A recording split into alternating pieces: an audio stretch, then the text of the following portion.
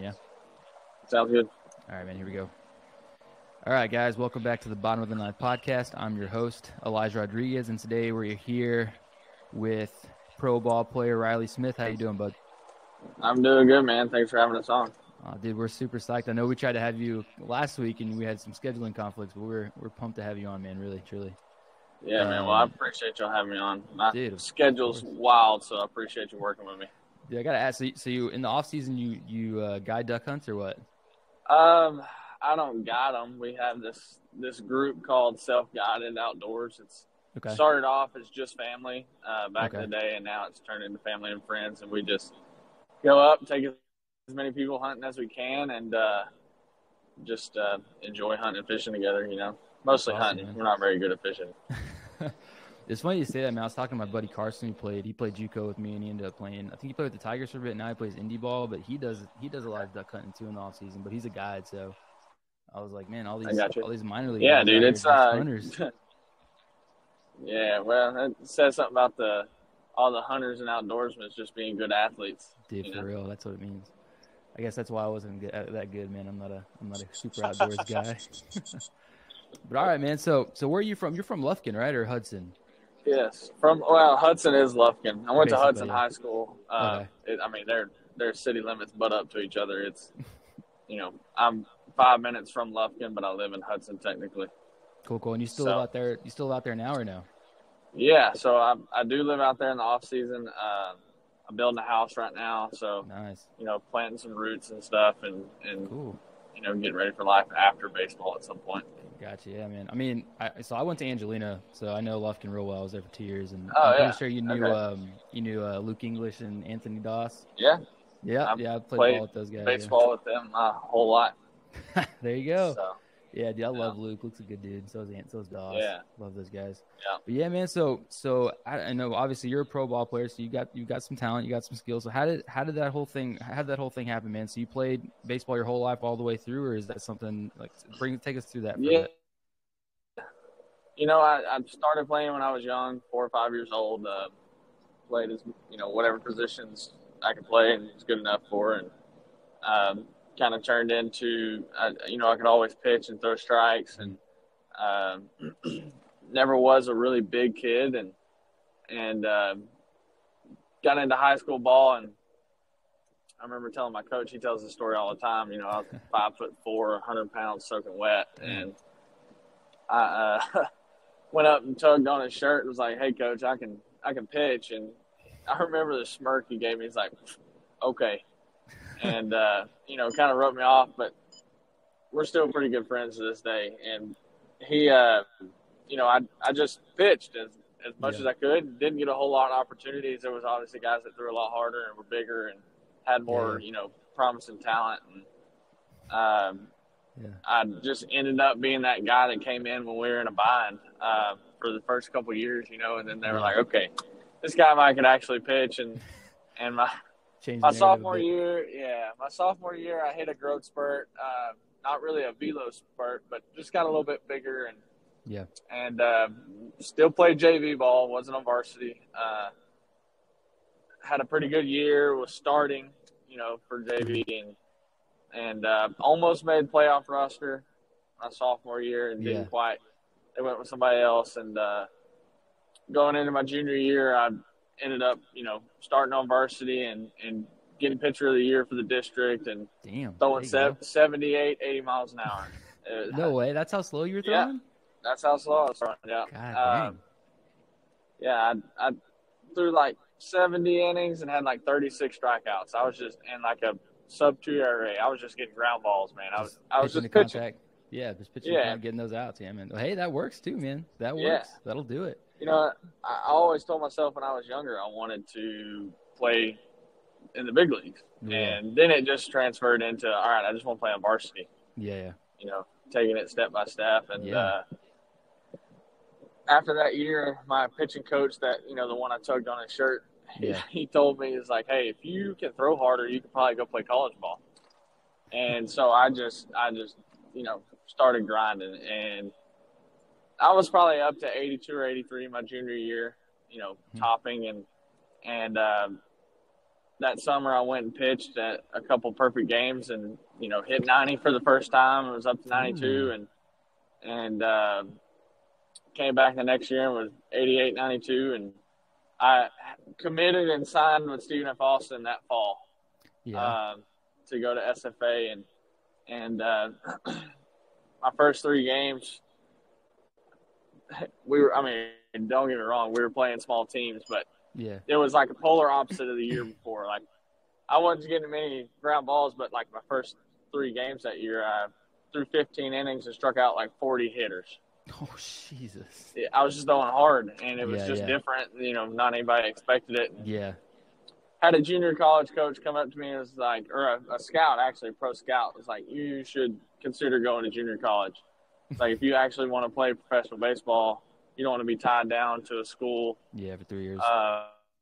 Potentially outgrow. And I'm like, oh, my God, I'm just trying to play varsity ball. I'm trying to grind and go to college and ended up having a good year and signed with Sanjak and then went on to play there. Dang, so that's, I didn't know you were committed to SFA. I mean, I guess SFA tries to suck up everybody around that area, huh? Yeah, Johnny does a good job of getting the talent around there because us country boys, man, we don't want to leave home.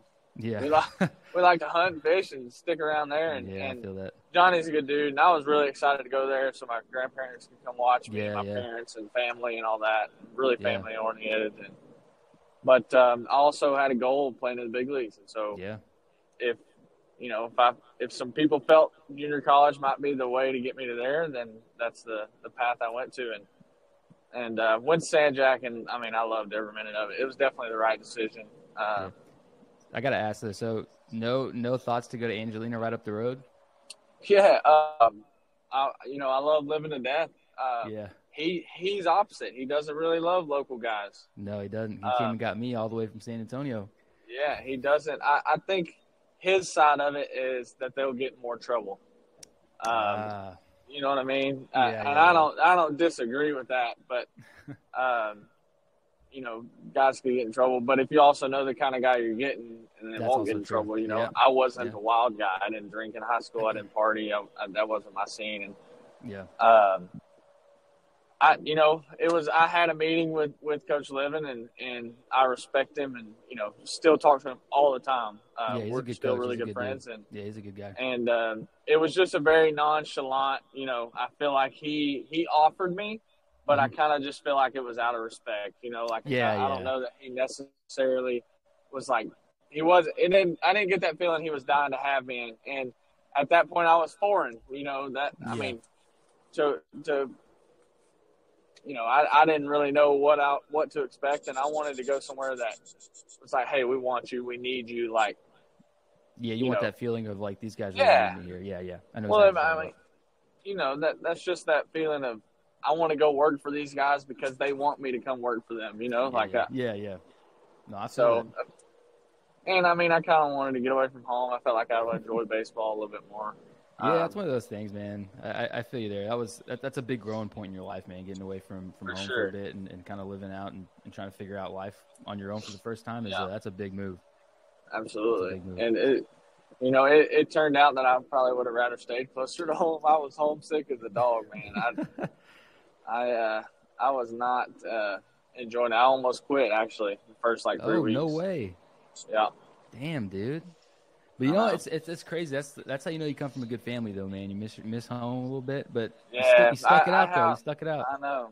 I went through it. The first week I was there, my best friend had an accident at work, passed away, and I didn't enjoy my roommates. I like them as people, but I was not jiving with how they were living and partying a little bit.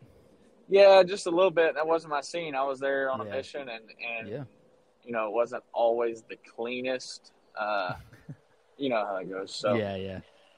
But I feel that, man. That's one of those things, though, man. Like going to college. Like some guys have it. Some guys are there to have a good time, and there's some guys that are there to. They're like you, and they have the mission. They're like, no, I'm here to get a job done. I was there to get it done. It's a means to an end. Like I was there to be a college baseball player to get to be a professional baseball player. Yeah, And that makes sense. you know, I was lucky. I had a family that was really supportive, and my parents actually brought my camper up. And you know, I was on a scholarship that paid for living and everything. And I told the coaches, I was like, I can't live here. If you want me to play here, you're gonna have to be okay with me living in my camper. So my parents brought their camper up there, and I lived off the campus. Dang, I don't know dude. if anybody knew that or if it was legal at the time, but we know San Jack's not always playing by the rules anyhow.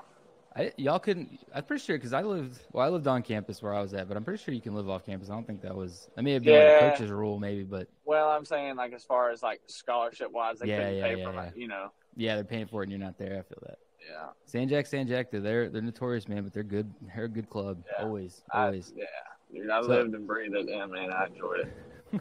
So let me ask you this, man. So coming from and like, it's funny that you say that you came from a small town where you're just blowing people away. Was the shock of like the talent that you were playing when you went to San Jack, was it a massive like eye opener or difference when you started playing down there from when you were playing in high school? Yes and no. I continue to progress a little bit. Mm-hmm.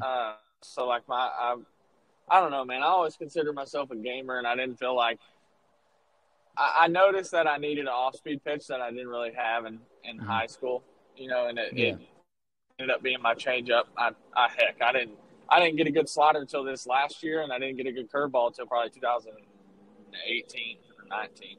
I don't know about that. When we faced you when you threw against us in that regional, I think it wasn't like what year was it? Yeah, 2015 like probably. 15, 16, dude, you were filthy. I don't know what you had a fastball and then you had Where a split. was that at Angelina when you were talking about? We played you at it was Sugarland. It was in Sugarland, yeah. Yeah, in the championship game. Yeah. You know what's funny is I didn't throw that splitter all year. I knew going into that game that Coach Livin knew everything I threw. I mean, he knew everything about me. So yeah, me and my coaches were like, well, what have you thrown in the past? You're going to need another pitch. And so I started throwing the splitter again the week before, dude. It was like the luckiest thing ever, which that's always been my thing, though, is the more I throw the splitter, the longer I commit to it, the worse it gets. So it was just kind of like if I pick it up and throw it now, it'll be good for a week or two, and then it'll go to crap. Well, dude, that thing was filthy. I mean, I was talking to my buddy Chris, who played there as well, because he works here with us too. And I was telling him, like, we got that guy Rise going to be on the show, and he's like, dude, that guy had one of the filthiest splitters I had ever seen. I need to bring it back. Dude, you should. That thing was like, I remember he told me he came back. I remember he struck out. Like, to this day, he still tells me about it. Like, that's like, he says that was like the nastiest pitch he's ever seen. Well, you tell him I said thanks, man. Appreciate it. I'll hit him up. Yeah, I'll let him know. But yeah, so you go down to San Jack, man. How I know you said you had a little bit of a homesick issue. Did that factor into your play at all? Because I know, obviously in JUCO, you show up and we're working out, you're playing. It's immediately right off the bat, right? Yeah, it was, as long as I was busy, man, I was good. Yeah. But to be honest with you, once I got the camper there and kind of had my own room, like I was good. Space, yeah. Yeah, it was different, you know. And my girlfriend at the time is actually my girlfriend now. She was really supportive. That's good. You know, she helped me get through a lot of stuff. But it was just that initial shock of I was alone. I was not loving it. New people. But the baseball was always good. I was always enjoying myself when I was at the field. Like, that never changed. I was there grinding. It's like an escape. Yeah. For sure. But that's good, man. So obviously you come in. So that was your first year. So your first year was what year at San Jack? Was that 14? 14, yeah. 14, 15? 13 okay. fall, 14 spring, yeah. Okay, cool. So I wasn't there yet. So how did your first year go? Because I know how you did your second year, because we all know you went on to do some big things after that. How was your first season there? How did that all train? Were you a starter that year as well? I was. Not to start the year. We went down, you know, I was in the mix to start, and I was kind of that, you know, we had a tournament where we were going to have 5 starters, and I was kind of the 6th man out, you know? Yeah. And went down there. A couple games got rained out, or one game got rained out, so we picked up a doubleheader on the way home from Northwest Florida. And that the second game, they were like, hey, you're first out of the pen. If he gets in any trouble or he's only throwing 5 innings, you're coming in, and we want you to throw 4 innings, like, once you finish it. Well, I ended up coming in like the third, and I pretty much had one of the best games of my college career, I dominated. And then the next week I was starting, and I started all year, made the JUCO USA team that summer. Oh, damn. Went and played with them in the NBC, and that's when my career actually changed quite a bit. So that year I was like 89 to 94 or so. I actually had one of my best games, probably one of my favorite games I've ever thrown in my life at Angelina in the regional that year. But because of the next year, it was at Sugarland. Yeah. Yeah, that they used to have it at our field. Yeah, so I missed that one. Yeah. But so you threw there. What was that? Who was that game? It was against Galveston. My high school was there. Doss was there watching English. That's awesome. I mean, it was like a homecoming game, and I threw 9 innings, like 170 pitches. It was like a 1 run. We won. It was just one of the coolest games. I would not let my coach come pull me. I was just trying to grind it out. You know, it was mine. I feel like man, that's crazy though. So it's like a home. It was like you had that perfect atmosphere. Yeah, I was getting it. You're juiced. Yeah, so that summer, my advisor at that point was like, "Hey, I've got a guy in Houston. His name's David Evans. He's pretty much a velo coach. Like, you know, you should go to him." And I went to him for 3 lessons, and I went to I call them lessons, but they were just bullpens, you know. And, I went and pitched for the USA team, and I didn't know how hard I was throwing, and I just shoved. I threw like 4 1/3 innings and punched out like 7 people, and pretty good outing, if you ask me. Yeah, I was walking some guys, which was unusual, and the Wichita State coach texted Mark Rardon, who was the Iowa Western coach that was coaching the USA team. Yeah. And he was like, "Hey, while you're in town, we want to get Riley on a visit. We watched him pitch yesterday." So I go in there, and I'm sitting in his office, and we're talking and all that kind of stuff. And he offers me a scholarship. And he was like, we were just impressed with, how you pitched and how hard you were throwing. And, my dad's sitting there, and he was like, "Well, how hard was he throwing?" So they were like, "Oh, we had him at like 94 to 97." And I was like, holy shit. Damn. What are you serious? And my dad's eyes got real big. And when he said that, I was considering the scholarship. He told me, he's like, "Yeah, when you leave this room, though, it's off the table." Like, yeah. He'd pull one of those. Well, I was thinking in my head, I'm like, I'm throwing 94 to 97. There ain't no way I'm committing right now. Hell yeah. I gotta see what's going. Like, I gotta see where this goes. And dude, seriously. And that's pretty shitty that he did that. Well, I mean, I don't. It's a dog eat dog world, and yeah, you got a guy that's there, and you. I mean, it was a full ride. Like, throw some money in front of somebody and see if you can get them there. I think he felt that once I left there, I would not come back. I would go to a school of equivalency in Texas before I went all the way up there. Yeah, he knew. Yeah, he knew. And I don't. I'm not trying to be an arrogant way, but that's just how the business works. I'm not going to go live somewhere across the country if I can do the same thing at home, Yeah, no, yeah. Homegrown, I feel that, dude. I would do. I would go the same route, no doubt.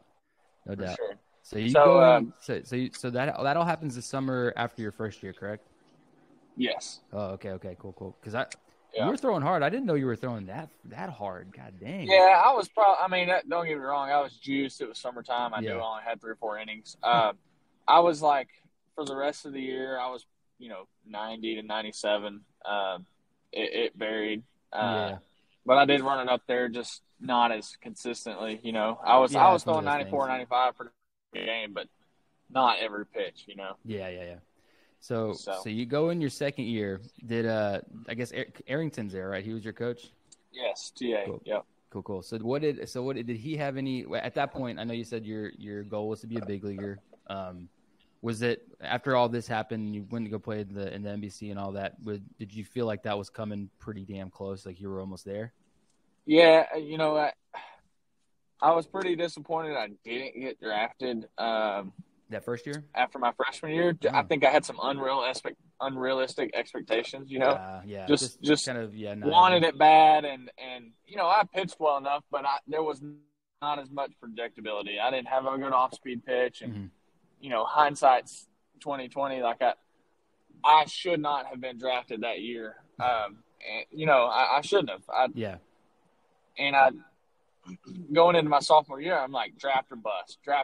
Like, we're going. And I'm already apparent to some of the colleges that I wanted to go play, but I wasn't going to do it for free,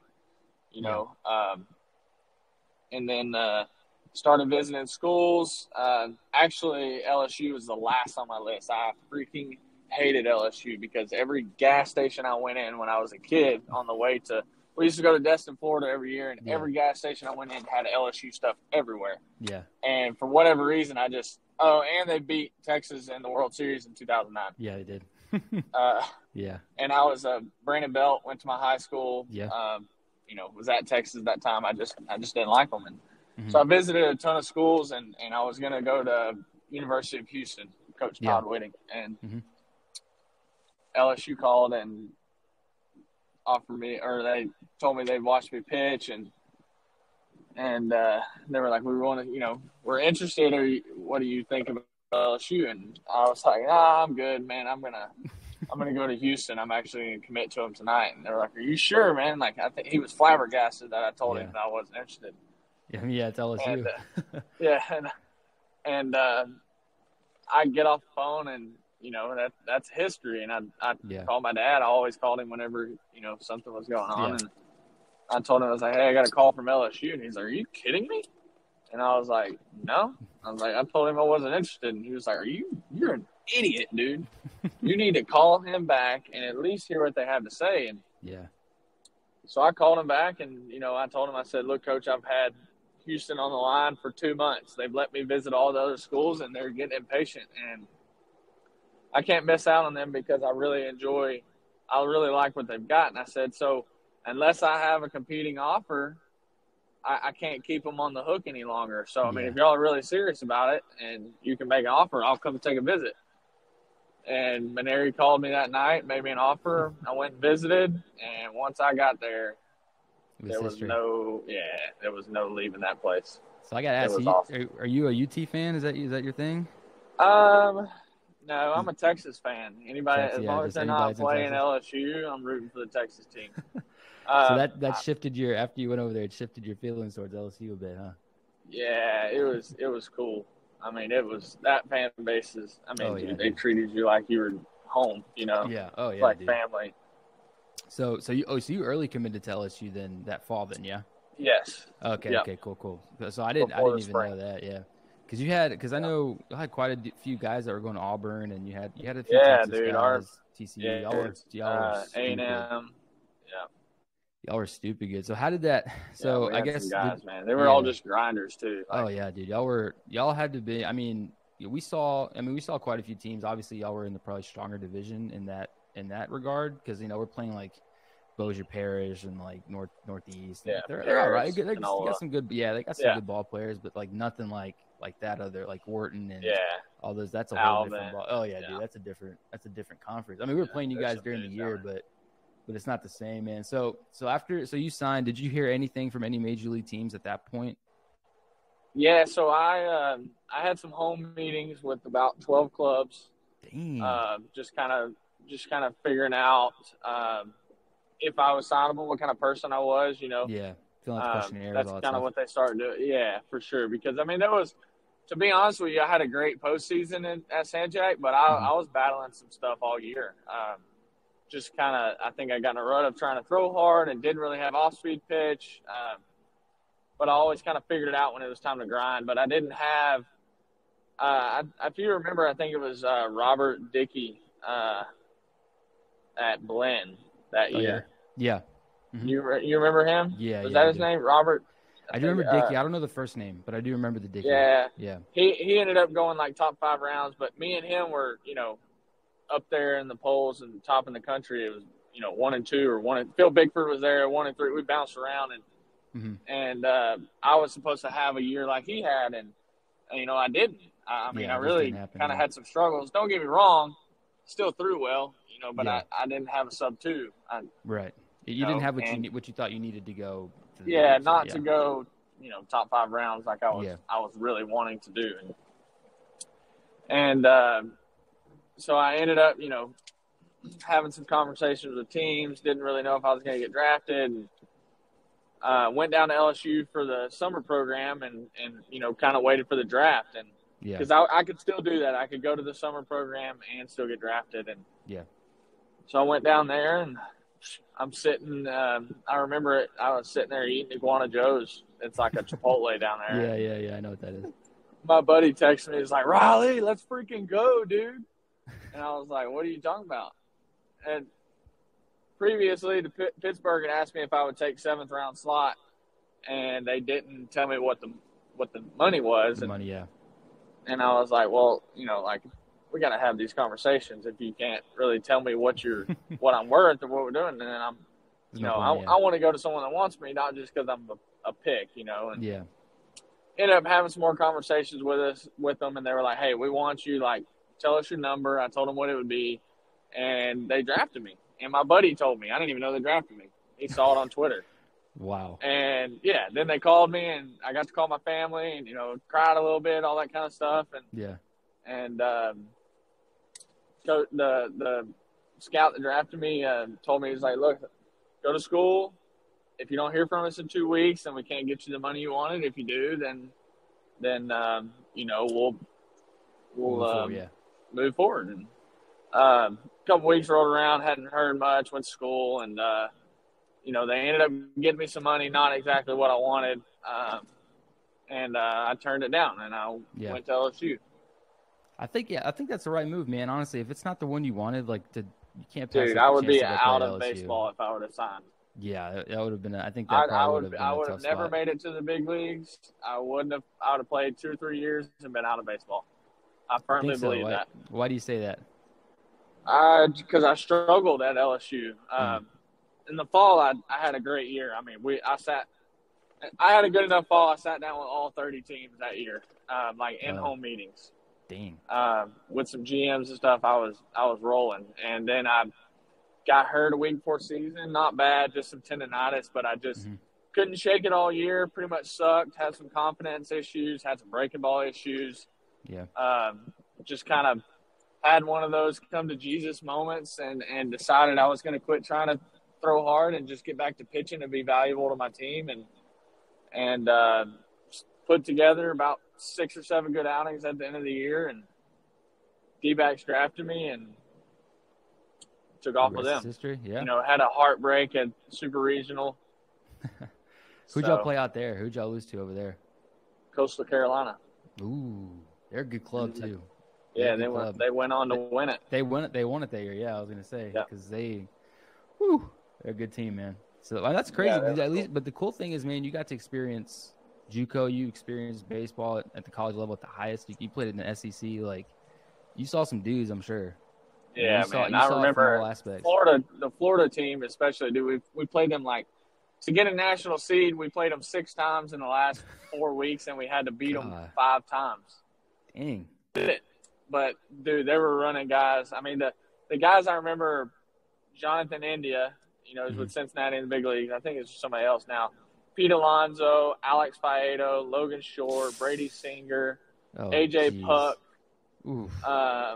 There's a Dane Dunning. They had 9 guys off that team that played in the big leagues. Oh, that are full-on big leaguers that aren't going anywhere anytime. Yeah, they're not going anywhere anytime soon. For sure. Which we had 6 or 7 guys on our team that ended up playing in the show, but it was just different, dude. They were just. Did you play with Robertson, Kramer? Yeah, I played with Kramer, Jake Fraley, Dykeman, Papirski. Cole Freeman will be a big leaguer. Who else? Outfielders. So y'all were pretty stacked too, man, honestly. Yeah. Antoine Duplantis, Zach Watson. Well, Zach was there after me, actually. But interesting. Yeah. That's still badass, dude. That's a hell of something you can say. That's an experience right there. Alex Lang. I was say Alex Lang was a pitcher, right? Did he play much while you were there? Because he didn't really get up there. He didn't really get to I knew you heard of him, but he didn't get to his stature till I guess he was a senior, or I guess it was his junior. No, that was Jared Poche. Oh, okay. Alex Yeah. Lang was 12-0 his freshman year. He was all Okay. SEC. Okay. Never mind. Different guy. Came out swinging. Yeah, sophomore year hit a little speed bump, but junior year picked it back up again. I was like, because Alex Lang was a stud, dude. That dude was a monster. But cool, man. So you end up getting drafted. And like I said, so that, to be honest, like obviously I didn't get drafted or anything like that. I wasn't that good. But I've been talking to a couple buddies of mine. I know quite a few people that play, and the draft process is a lot different than you would expect it to be. To be quite honest with you. Yeah, dude. It was. It's weird. To be honest with you, that was a pretty sucky draft experience because I didn't really want to go. But I had such a good fall. Maneri gave my scholarship away, expecting me not to be there regardless. Wow. Yeah. Did he really? Yeah. And I mean, and part of it was probably like it didn't pan out. I didn't pitch that good, and he may have just wanted to go a different direction. I don't blame him. So I didn't really want to sign. I wanted to go back and play, but he called me. He's like, "Hey, I don't have money for you next year. If you can sign, I would sign." And so I just started making phone calls and said, I have no hard feelings to him for that. I understand it completely. I'm not saying that in a bad way. No, he explained it to me that he was like, "Look, dude, the way you're throwing, we didn't expect you to be here, and if it would have been an injury, it would have been a different story. We could have kept you around, but I also didn't produce." Yeah. So it's it's a business, man. That's one of those things. Yeah, for sure. That. And so I called. I just started texting all the scouts I had met with, and was like, "Hey, I'm signing. Hot dog, I'm signing." Yeah. Like, and they're probably pumped. You probably made their day. Like, oh, here we go. Yeah. And so D-backs took me and shipped me to the furthest place I could get to away from home, up there in Oregon. Gee, Oregon's a beautiful place, man. I was up there a couple years ago. It's a beautiful spot. It's a little weird, but it's definitely a nice spot. Yeah, a little weird, but yeah, that's what you say that, man. I'm like, because I was talking to my buddy, I was talking to John King. He played at Angelina. He actually pitched against you guys. That big lefty that threw against you that first squeeze. He double dipped y'all. Y'all remember that? You remember that guy? Oh yeah, big lefty. Yeah. So me and him stayed pretty close. So I talked to him quite a bit, and we had him on the other day because he's on a 40-man for the Rangers now. He's in the big leagues, and his draft process was strange. It was like the way he was telling me, I was like, he didn't even know, and he went in the 10th round and didn't even know he had gotten drafted till they called him like an hour after. I'm like, what is this? This is just such a weird. I guess if you're not in like the first round, round, once it gets to day 3, it's over. Yeah, it's pretty much just pick and go. No, they're picking like every 3 minutes, dude. Like, yeah, there's no like they're picking. I mean, it's just you can just sit there and your feet will just go da-ding, da-ding, da-ding. I mean, it's that quick. Yeah, it's just at that point they're just taking they've had on their board, Yeah. I mean, that makes sense. It's just kind of like, it's just kind of an awe. And like, it sounds like I talked to Carson, I talked to Jose Trevino as well. And like, the draft process was such, because you sit there and you kind of like prep for it. It's like, as a kid, you're like, this is the moment you've been waiting for, right? And it's like, this is what you want your whole life. You've worked for it. And the process just makes it so stressful, like frustrating. And you're just like, I don't know, man. I'm just like, I would be so pissed going through that. I'm just like, well, it's one of those things that it's like a love-hate. It's a love-hate deal. It just goes to show you that it's the same once you get into the pro ball. You have no control over it. Yeah, it's one of those deals. Mean, none. You're at the mercy of whoever's clicking that button. Yeah, that's crazy though. So they shipped you off to Oregon. Was that where you played rookie ball? Because it's that short season, right? Short season. Hillsboro Hops. Yeah, at that time it's short season. It's now high. The Hillsboro Hops. Everyone's heard of that team. They got some sweet. That place is They got sweet, some cool dude. stuff. What was that transition like? I know you said you're a homegrown guy. You love home. How is it to be shipped out? Because I mean, you're still LSU's not that far from where you're from, and about 4 hours. 2 hours. It wasn't that bad. How was it? Really leaving, like really taking off. And did you adjust well, or at that point had you kind of matured? At that point, I had adjusted, and I knew what I had wanted to do. The host family situation, my first host family I was in, was not a great situation. The person ended up not being a host family anymore, just kind of didn't really know the role, that they played, and switched up host families, and it was great. I mean, still talk to them to this day. That's awesome. Love that family. So that helps.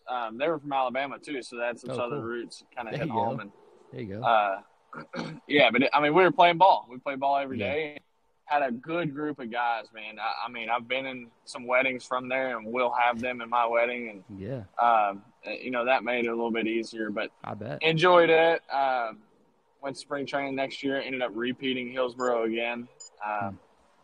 Was a reliever the year before. Ended up being a starter the next year. Okay. So you played. So how was pro ball? What's your opinion on pro ball? Was it a tough grind? Because like I've heard some guys that say, oh, it's really tough, but I love it, and I've heard like some guys that are like, I hated it till I made it to the big leagues. It's a different cut. It's a different view of things, and I'm kind of like, well, and I see it's pretty much split 50-50 on it. Some dudes love it. Some dudes are just not about that like grind of what minor league ball is. So what's your take on it? Hold on, go ahead. You're good. Yeah. You're good. I had an early morning this morning. I bet. No, my take was minor leagues, I loved it until I got to the big leagues. And then once I came down from the big leagues, I hated it. Yeah, it's once you get that taste, yeah, and just kind of have these standards. And I mean, dude, to be honest with you, they don't treat minor leaguers that good. Oh, dude, it's getting better, but yeah. it was different for sure.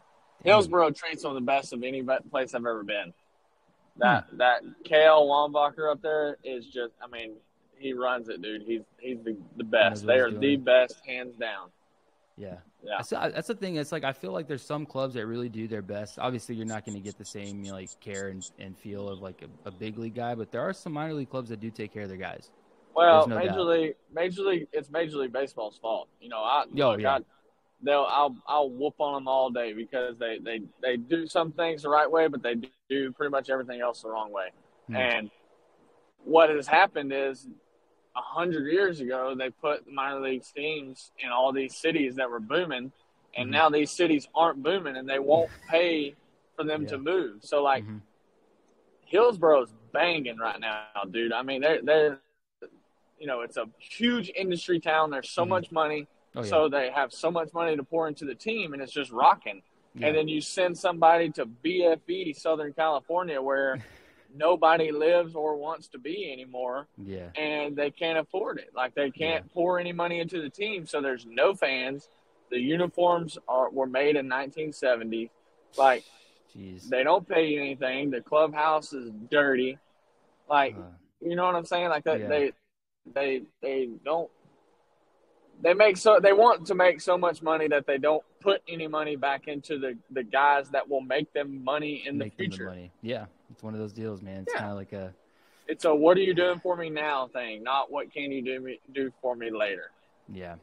So that's the ugly business side of baseball, man. To be quite honest, it's one of those things. But it's getting better. It is getting better. From what I hear, it's on its way. It's on its way, sort of, kind of. It is. I think some of the younger guys are getting into the big leagues and pushing for it. The problem is I have some old guys that I'm friends with in the big leagues, but what happens is guys get to the big leagues and they're like, hey, I did it. They have to do it. Suck it up. Yeah, it's one of those. And it really should not be like that. No, it shouldn't. Yeah, but it should not be like that. You should have to respect the grind, but also understand that these guys are going to help you win later on when you're in the big leagues, and you got to treat them better. I understand you got to pay your dues and you don't want to spoil everybody, but just think of how good the game of baseball could be if every minor leaguer had a house to stay in that had a good air conditioner and they slept good. They didn't have to fight those injuries because their body was run down, or you know what I mean? It's just different. It could be a whole different game.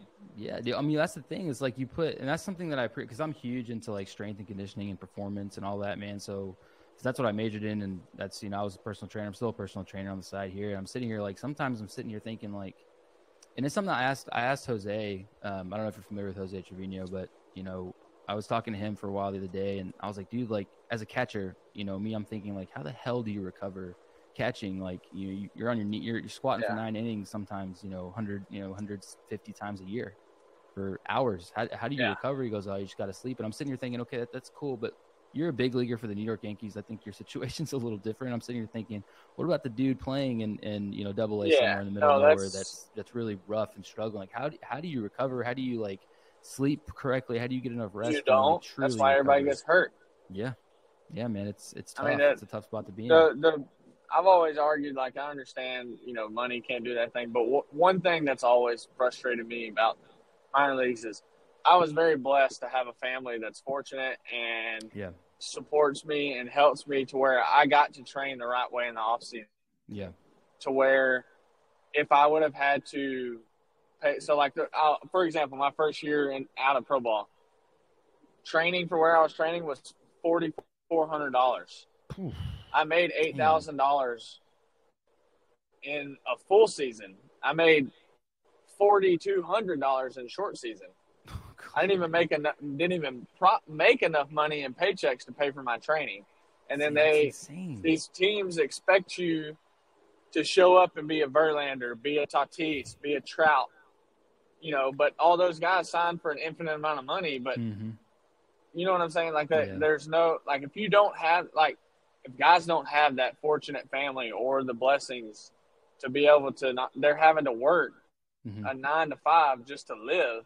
Yeah. And then training after, like it's not reasonable. No. Well, dude, it's funny you say that because I was talking to another buddy of mine who played for the Oakland A's for a while, and he got released and he's kind of doing his post baseball life now. But he told me, he was like, dude, like, and that's the biggest thing, man. Minor leaguers and their money and the off season is like, it's tough, dude. It's hard. Because he was like, man, he goes, I think what really hurt me is what you just said, like training. Like, he goes, I used to just, like, I didn't want to pay the money to go to these facilities and train with these other big leaguers because it's too expensive. So he goes, every year for at least the last 2 years, I was like, I'm just going to train on my own. And he said his final year before he got released, he finally made the investment. And he goes, by that time, it was like, it's too late. That was right before COVID. So then everything happened there. And he was like, he's like, it's expensive, but you have to make that commitment. And if it's that expensive, dude, that's tough for anyone to make an expense like that, let alone. Dude. And that's not even super expensive. Think of a guy that wants to go to Driveline. It's $1,100 a week, pretty much. Jeez. Yeah, that's. It's just not. It's not feasible, and it's really a shame that Major League Baseball lets it happen. It's just. It could easily be fixed, and it's getting fixed. It's getting better. Yeah. But, they're doing some reparations money-wise, guys. But it's just been like that for so long, and it's just been a hard-ass mentality of we had to do it, you got to do it. Yeah. No, if you love the game and you respect the game, you make changes so that what people went through or what you went through, other guys don't have to suffer through, and it makes the game better. Yeah, and that's the way baseball should be treated, in my opinion. No, dude, 100%. I think you're right on. I mean, if everyone else benefits, the game just gets better, dude. If people are out there actually enjoying themselves and actually able to live, it'll make the whole game better. Everything around it. Absolutely. Yeah, man. So I always ask, because COVID was such a wild time, how did that go with you guys? Because I know you made your debut in 2020. So I did, yeah. So how did that all transpire? Because I knew a lot of guys actually, because COVID and obviously COVID wasn't a good thing. It wasn't a good thing. It actually screwed a lot of people over. But at the same time, I knew a lot of dudes that got opportunities that year that it may not have happened that fast. So I want to get your take. So how did that whole thing go down? Did y'all went to spring training for like a couple of days, right? And they kicked y'all out? I went to spring training.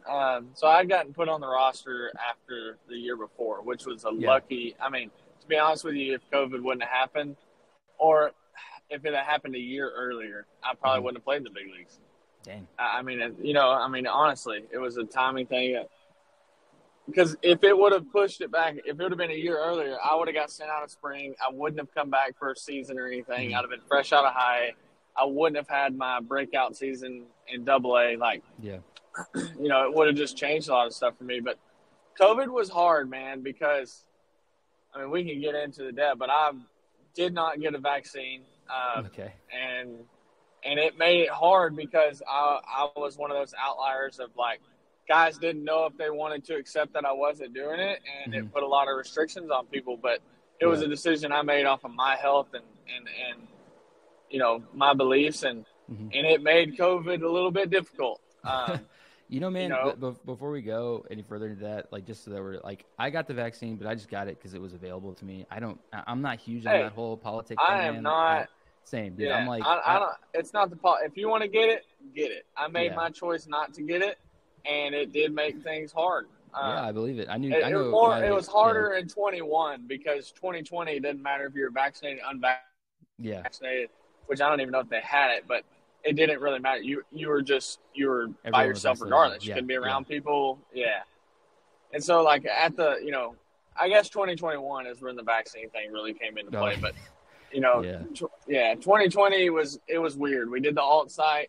Yeah. It was hard. I didn't like pitching against my friends because I didn't want to hurt anybody, and I like to throw inside. And Yeah. I pretty much I was sucking at the alt site, but I was on the roster and I was available to throw a lot of innings. And Merrill went down with this blood clot thing in his arm, and I was about to get on the bullpen, and Josh Barfield came out there. He's like, "Hey, what are you about to do?" And I was like, "I'm about to throw a pin." He's like, "You can't. You got to go. You got to go to the big leagues." I was like, "What?" He's like, "Yeah, the game starts in 45 minutes, so wear what you're wearing and go over there." I was like, "Oh shit, okay, Okay, I'm going." Okay. I was running.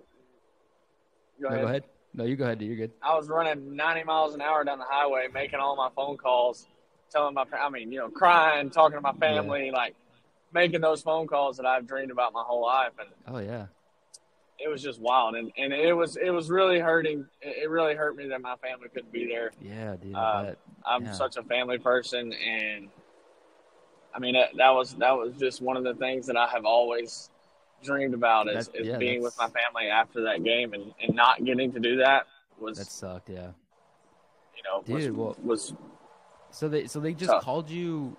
Like that in 45 games in 45 minutes get to the field. Yeah, so Merrill was starting that night, and after he played catch, his arm he lost all feeling. It went white. There was no blood flow. He had a blood clot in his arm. Holy crap! And he was supposed to start, and I was a starter, so I could cover innings. I was supposed to pitch the next day at the alt site, and what's his name? Taylor Clark ended up starting, and they were like, "Look, we got to have you." And go.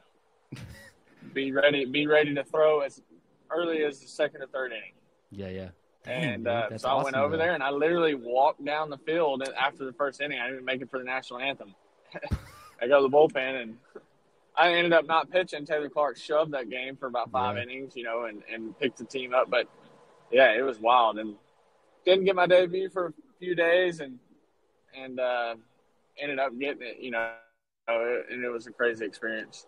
So how far was the alt site from, I guess, where their stadium's at? How far was that? 15 minutes. 15 minutes. That's wild. Yeah. So you called your family and everything. I'm sure that's a special moment. I know it may not have been the one you hoped it was going to be, but that's still good. It was fine. Yeah. The phone calls were no different. I mean, it was just a difference of them just not being able to be there and celebrate with me. Yeah, dude, that's great. That's still that time came and it was special, But I guess those moments you can make them special no matter what, man. That's one of those. Well, I mean, it's all a part of the process. It's just. So and you didn't pitch that night.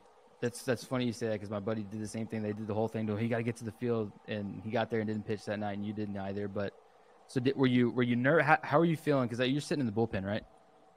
Yes. You're sitting out there. How are you feeling? What was the emotions you were feeling at that time? Because obviously you didn't know when the call was going to come or if it would come that day. So how are you feeling? I was feeling pretty nervous every time that freaking phone rang. You're like, freeze up a little bit. Butt gets a little tight. You just kind of get a little nervous and but no, it wasn't bad, man. I was ready to go, and I when I did finally get that phone call, it was kind of a mess. We were playing the Rockies, and they told me they're like, be ready for the fourth hitter. We had a lefty going out, and I won't mention his name, even though someone can find him. But first 3 pitches, homer, single. I was a starter, and I was used to getting like 15 warm-up pitches, and I threw 7. That's all you got? And that was it. And, you just had to do it. But I went out there, and I was facing Trevor Story, Arenado, Blackman, 2 men on, no out. Oh, my gosh. Yeah. They really put you in it. Threw me in the fire, man. Dude, and, seriously. I punched out Story, and I knew Story, too. We trained at the same facility. Oh, there you go. Punched out Story, ground ball to Arenado. We didn't get to turn play, so I had bases loaded, 1 out, and Blackman hit a freaking grand slam. Jeez. Yeah. So you're pitching. So I know you said you're a little nervous. Obviously, you're nervous, right? But so after the first, I know you said who was the first guy you faced? Story. Yeah, Story. So you punched him. Did that ease your nerves at all, or was it still? Yeah, a little bit. I mean, it's still a little nervy, but it definitely made things better, Yeah. I gotta get all this stuff real quick. Sorry, No, I'm you're trying good. to. You're good. Yeah, it definitely made things a little bit better. It's just, it's always nervy, man. There was never a time in my career that I was not nervy. I think it was more of just, trying to be dominant and stuff Yeah, like just that. trying to get the job done. Yeah, so I feel that. it, So, you know, so you were there for all the rest of the year that year? yeah. So I didn't go down. I ended up having a really good year. I got pitcher of the year from Baseball USA. Oh, damn. Okay. Yeah, for the rookie of the year. Sorry, for the D-backs. Yeah. For the American Writers Association or whatever. And, Yeah. That's a gave hell up of a one. comp right there, man. That's a good deal Yeah, right there. man, it wasn't bad. I gave up one more run for the rest of the season and threw 18 innings. It was good, dude. Yeah. It was nice. And I'm sure y'all were playing without fans, right? So there was no one really there, yeah. Yeah, That's there was no one there. how was that? How was that? It was weird. I bet because they're just playing stadium noise, right? Yeah, which Chase was actually louder. Chase was actually louder without Without the fans. That's crazy. Well, there's not a whole lot of people came to watch us. Yeah, I think y'all were having a rough year that year, but still. Yeah, it was not as bad as the next year. The next year was pretty rough. Yeah. The next year, yeah, that was okay. Yeah, that was 21. Yeah, that was a rough year.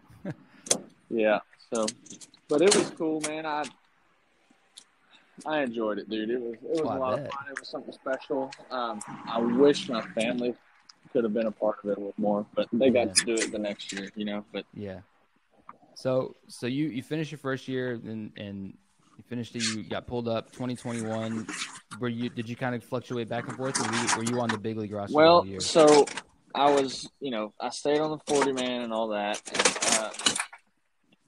sorry, we're having some issues right now traveling. You're good. So stayed on the 40 man, went to spring training, got sent out of camp about 2 weeks before season, and actually Tyler Clippard got hurt and I got recalled. They put me back on the opening day roster. There you go. Which was awesome. My family got to come to. It was in San Diego, which is one of my favorite parks, if not my favorite. Nice. And so that was cool. And then I stayed up actually all the way until August. Oh wow, that's pretty much the whole year. Yeah, it was. I didn't pitch that great. I had some ups and downs, Mm-hmm. Yeah. I couldn't really get comfortable. Still, actually fighting some of the battles that I was fighting then, as far as feeling goes, and got my first start that year. Family got to be there. Yeah. I had some really cool stuff happen that year, man. It was a different experience, but I got to feel what it was like to actually be in the big leagues for a while. Yeah. It was really cool. Yeah. So I just out of care, because I always like to ask, who is some of the biggest, the hardest, I guess I'll make it in one question, the hardest at bat and the coolest, maybe an idol you've known for a long time that you got to pitch against. Yeah. So I got to pitch against, my first win was against the Dodgers in 2020, when they actually won it. When they won it. Yeah. And I shoved and threw really well. Got to face, Mookie and Bellinger and Pollock and all those guys. And that's a then stacked I also lineup too. Pitched against the Angels that year. Okay. With Pujols and Trout. Got Trout out a couple times. There you go. Didn't punch him, but what my favorite punch out is Pujols. I punched him out in 2020, and he actually threw his bat trying to hit it. It was cool, man. It was really cool. That's crazy, dude. Is Albert Pujols is I grew up. It's like one of those guys that you grow up watching, and to pitch against him, I mean, freaking legend. Dude, exactly. I was just like, when you said that, I was like, damn, that it was cool. that would be nuts. That would be I insane. mean, that's a household baseball name and will be forever. Yeah. And First ballot, it's crazy. You Hall get to of sit Famer. with that story, and you got him. You struck him out. I know, Let's it's go with cool. that one. Yeah, I think the hardest guy I've ever faced to get out was Mookie. Yeah, see that. So everyone says Soto. that. Is he that good of like his plate His awareness eyes is insane? Yeah. Dude. He's not chasing unless it's a freaking just a bastard pitch. Yeah. And that makes it hard because you want guys to chase balls that aren't necessarily perfect strikes or look like perfect strikes, and right. he don't do that very much. He's pretty damn good. Yeah, he's really good, man. He's got a good eye. So we fast forwarded this past year. So where were you at this past year? I know you said so you went to the Rockies. I went to the Rockies. How did that go? I was with the D-backs in spring training. Had a little elbow injury. We don't really have to talk about that. I don't have many good things to say about how they treated me this spring. Gotcha. And I love some of the guys over there, but it was just kind of one of those things where it wasn't TJ, was it? TJ. Tommy John, like your elbow? You said you had an elbow injury. Oh, no.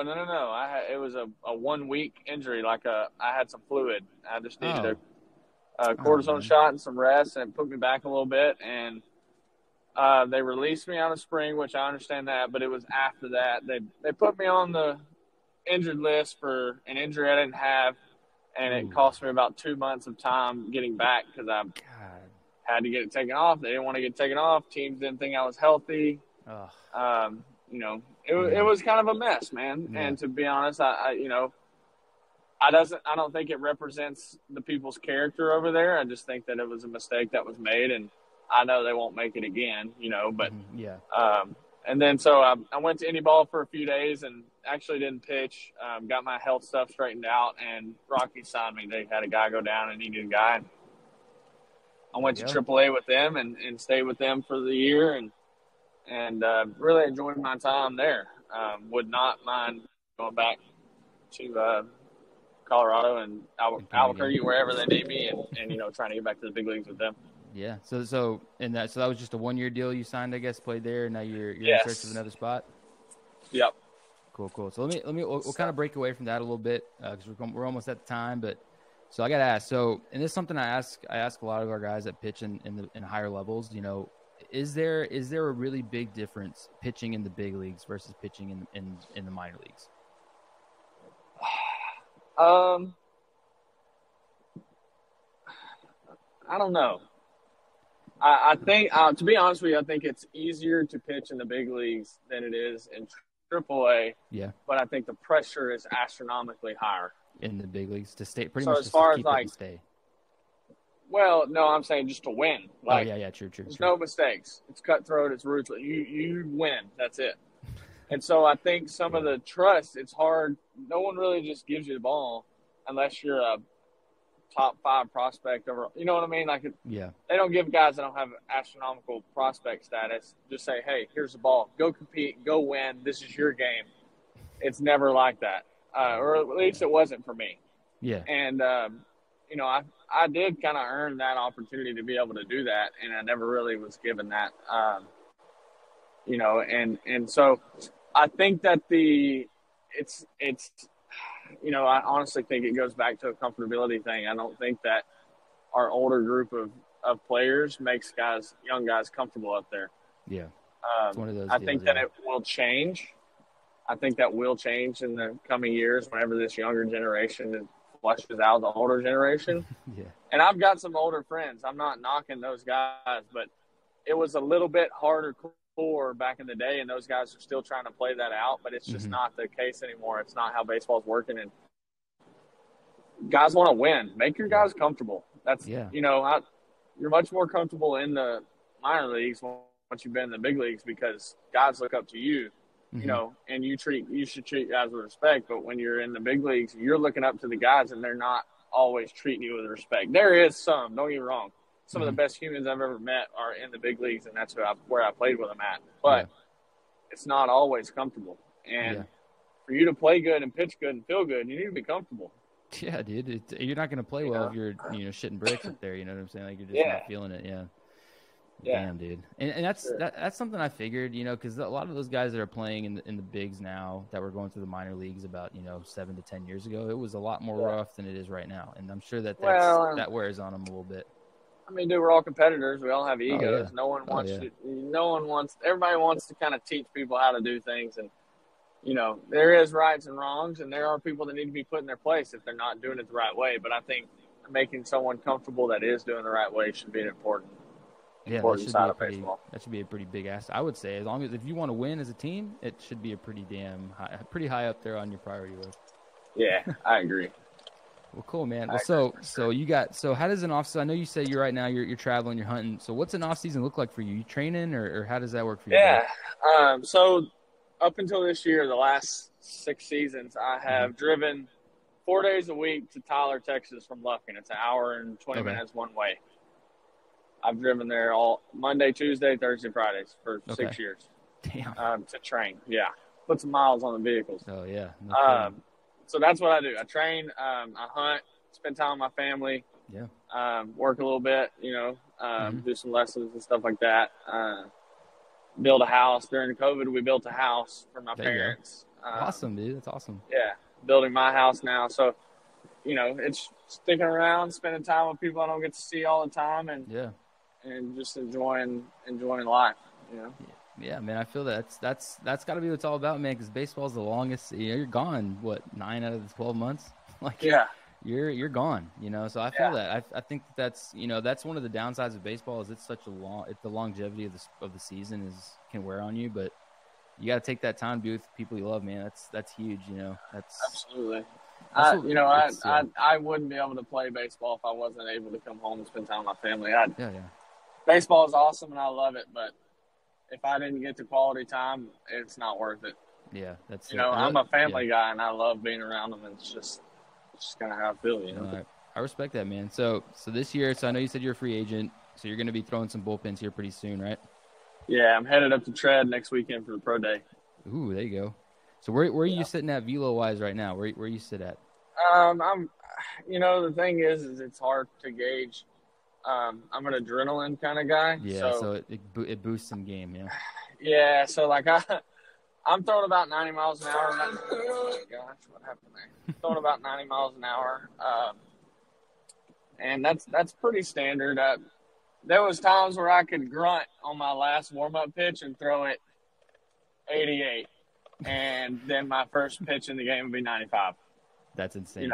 It's just I think it's more of just an FU mentality. When I get somebody in the box, it's just it's a different it's a different feel, yeah. Win or lose, and so I would say my velo is pretty good for what it needs to be right now. Stuff's feeling good, making some mechanical adjustments that I've been fighting for a couple of years, and there you go, man. Trying to get back in the groove, That's what it's get back all to about, the show. Bro. That's what it's all about. Do you think you got it, man? You'll figure it out. I have confidence in your stuff, man. Like I said, you're one of the nastiest dudes I've ever seen. Like I'm not even kidding. I've seen quite a few. I've seen some big league guys, and I'm like, dude, that sits, man. I remember watching you pitch. You were nuts. Dude, I'm I sure you're appreciate still that. nuts. It means Yeah, a lot. of course, man. But yeah, man. So we're at time. You don't have to hang up just yet. I'll kind of get you an outro of the stuff after, but I'll do a little outro real quick, man. So thanks again, Riley, for coming on. We really appreciate it. Do you have anything else you want to say to the guys before we let you go? Yeah, man. I appreciate y'all having me on. There's something I always write on a baseball when I sign it for a kid is, dream big and chase it down. Like anybody out there that's listening to this, if you're young and you think it's out of reach, it's not. Go for it, sell out, have no regrets, and enjoy the game. Yeah, man. Well, we appreciate you. Thanks, everybody, for tuning in. Be sure to check this out. This episode will be out this Friday. I don't know what Friday. What is Friday? Friday's what? The 7th? No. Well, we'll figure it out. But it's going to be this Friday. I don't have my calendar. My phone's nowhere near me right now. But this episode will be out Friday on all streaming platforms and on YouTube. So check it out on Spotify, Apple Music, or Apple Podcasts, Amazon, wherever you listen to podcasts. It will be out and on YouTube. But yeah, guys, thanks for listening, and we'll see you in the next one.